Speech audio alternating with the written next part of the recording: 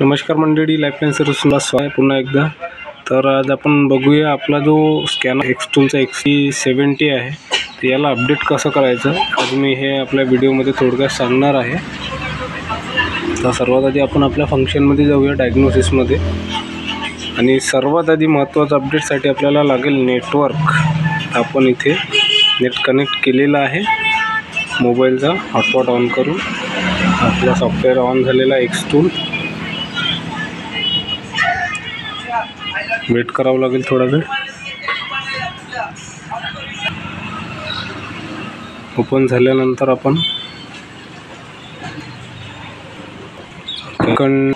Weight करू, वाट बघूया। बघा इथे updating UI resource, please wait. थोडा वेळ लागेल। व्हिडिओ पॉज करूया।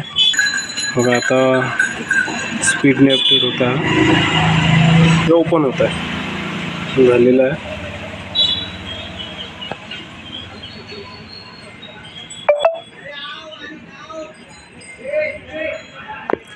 हे बघा इथे आपल्याला फ्रंट व्ह्यू आलेला आहे, auto scan, diagnosis, special function, report, updates मोड।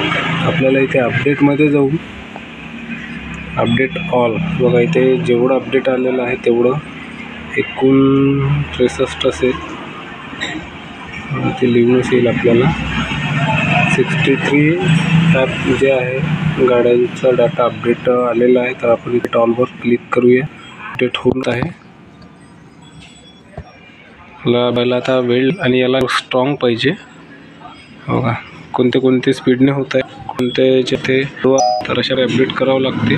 कसा वाटला लाईक, सबस्क्राईब। धन्यवाद मित्रांनो।